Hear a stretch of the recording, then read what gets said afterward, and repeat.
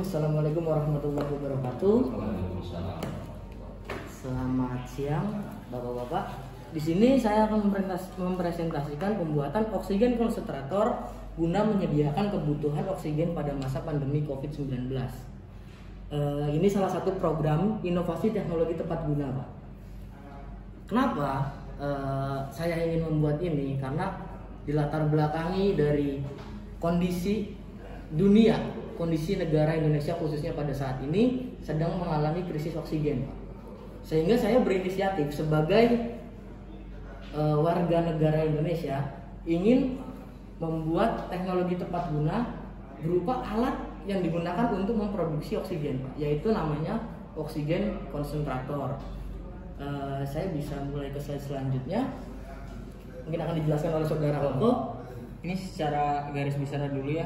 Jadi masa pandemi sekarang ini kita lagi konfliknya sama COVID-19 dan biasanya menyebabkan penyakit infeksi di saluran pernapasan. Yang pasti di problematikanya sekarang tuh yang dibutuhin sama kita adalah oksigen buat penanganan pasien-pasien COVID ini sendiri. Jadi kita tercetus pengen kayak ngasih solusi dari apa sih masalah yang bisa kita selesaikan gitu. Nah, dari kita berdua ini nemuin, wah, sepertinya kalau kita nyiptain alat memproduksi yang bisa memproduksi oksigen buat ngebantu pasien COVID bisa berguna juga. Nah, ini tata laksana COVID kritis dikutip dari WHO 2020, pasien dewasa terapi oksigennya 0 oksigennya sampai 94%. Untuk pasien dewasa, pasien anak 94%. Kondisi ruangan pasien harus dilengkapi dengan pulse oximeter oksigen sekali pakai, kanula hidung, kurang ajar sederhana, masker, dan protokol kesehatan lainnya. Jadi yang dimaksud terapi oksigen ini rata-rata WHO menyarankan itu 5%, Pak. 5 LPM. Jadi untuk terapi pasien COVID itu 5 LPM. Pas banget pemerintah kan mau impor nih 50.000 alat dengan kapasitas maksimal 5 LPM. Nah, itu emang sesuai WHO gitu kan. Dengan harga yang sekian belas juta gitu kan. Dengan kapan terapi itu diberhentikan? Kalau kadar oksigen dalam darah, SpO2 ini adalah kadar oksigen dalam darah yang mana lebih dari atau sama dengan 94%, Pak. Itu untuk anak-anak, dewasa, ibu hamil itu boleh berhenti itu ketika lebih dari 94%.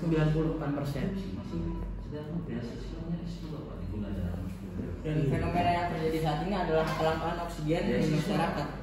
Susahnya mendapatkan oksigen di masyarakat jadi problem. Karena susahnya oksigen di masyarakat jadi langka, dan kami menawarkan solusi ini, oksigen konsentrator, guna menyediakan kebutuhan oksigen di masa pandemi COVID-19 ini. Kenapa sih harus oksigen konsentrator? Yang pertama itu dapat memproduksi kadar oksigen 94% dan 24 jam non-stop. Yang kedua, dapat menjadi alat isi ulang oksigen yang efektif, pastinya efisien kos tanpa harus diisi ulang. Tabung oksigen biasa, pemakaian terbatas isi tabung. Tidak dapat menjadi alat isi ulang, akan sering mengeluarkan biaya untuk isi ulang, harus diisi ulang. Di sini sudah kelihatan banget oksigen konsentrator kelebihannya. Tidak usah isi ulang ya? Iya, tidak usah isi ulang, Pak. Bisa memproduksi sendiri ya? Iya, bisa memproduksi sendiri. Nah, sekarang kita akan ngebahas prinsip kerja dari oksigen konsentrator itu sendiri. Nah, sebelum kita ngebahas prinsip kerja dari oksigen konsentrator sendiri, kita mulai dari komposisi udara di sekitar kita. Bahwasanya menurut riset ilmiah yang dari Oxford University, dia menyebutkan bahwasanya kandungan di udara ini 78% adalah gas nitrogen. Oksigen itu dengan 20,9%. Oksigen itu di udara cuma 20,9%, Pak. Sedangkan rujukan WHO untuk boleh terapi hidung adalah minimalnya seenggaknya itu 80%, Pak. Jadi nggak bisa kan kalau udara bebas langsung digunakan untuk pasien COVID gitu kan. Dengan kadar-kadar gas rumah kaca lainnya. Sekarang tugas kami adalah merekayasa bagaimana kadar oksigen yang tadinya 20% tadi ditingkatkan menjadi 94%. Yaitu dengan apa? Dengan oksigen konsentrator, meningkatkan konsentrasi oksigen di dalamnya. Prinsip kerjanya kurang lebih seperti ini. Udara bebas. udara bebas yang tadi mengandung macam-macam gas tadi itu masuk melalui filter udara, terus masuk ke kompresor. Kompresor itu alat pemangkat udara. Tekanannya udara dimampatkan, tekanannya tinggi. Karena tekanannya tinggi, sesuai dengan hukum termodinamika, itu maka suhunya akan meningkat. Karena tekanan berbanding lurus dengan suhu, Pak. Makanya di sini diperlukan heat exchanger, komponen penukar kalor, Pak. Udara yang panas tadi kita dinginkan. Kenapa harus dinginkan, Krisma? Jadi begini, Pak. Alat ini akan bekerja pada suhu ruangan, Pak. Kalau suhunya lebih dari 30 derajat Celcius, alat ini bekerja tidak optimal, Pak. Begitu. Dari heat exchanger, udara bebas mengalir melalui tabung A. Di tabung A ini gas nitrogen yang 78% tadi itu tidak bisa melewati tabung penyaringan. Karena apa? Karena partikel di dalamnya adalah zeolite aktif.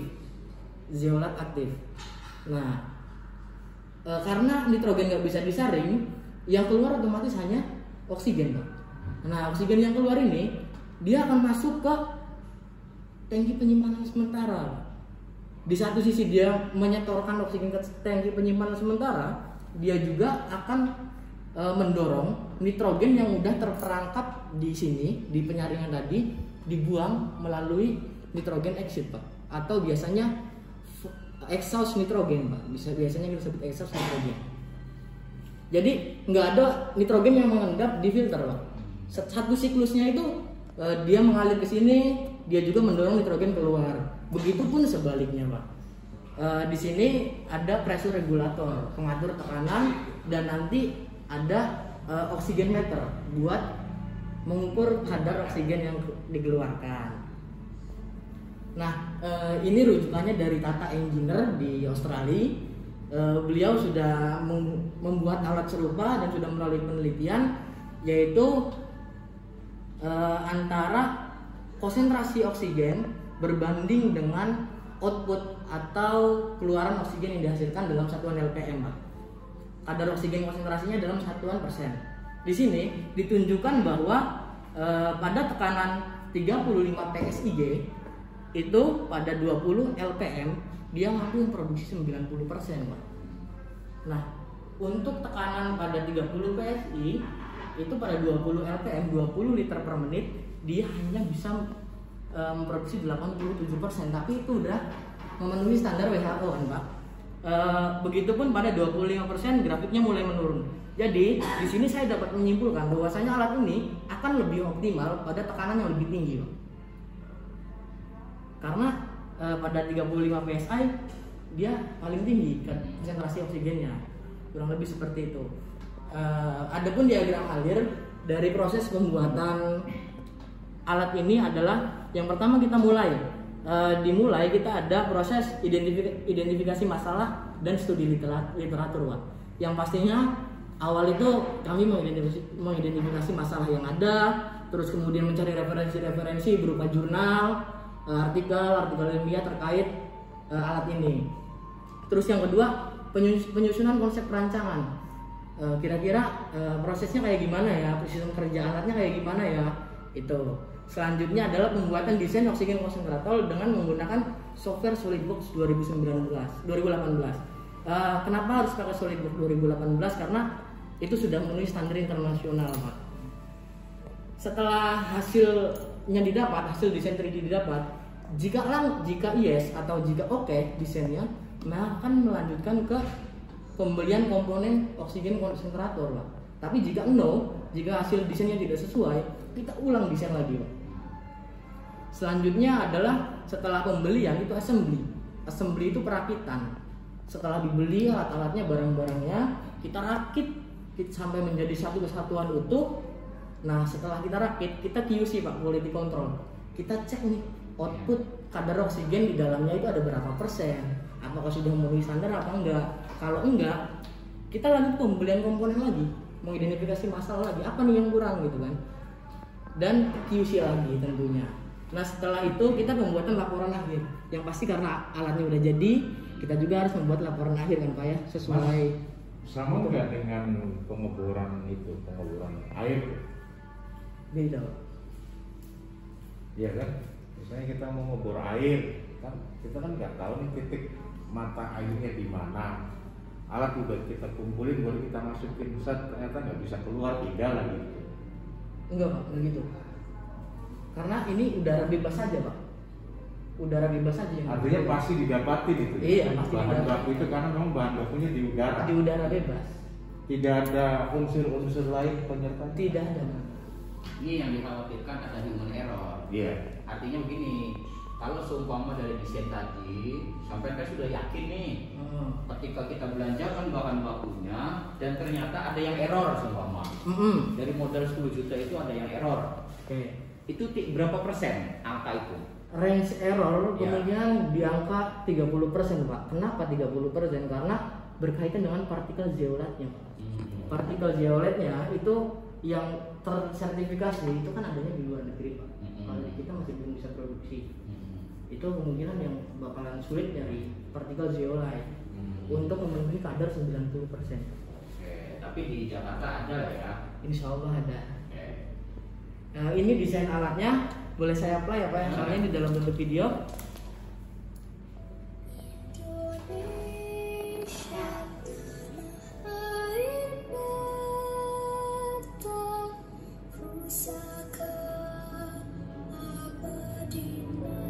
Tuh komponen-komponennya kurang lebih ada sekitar 200 komponen lebih.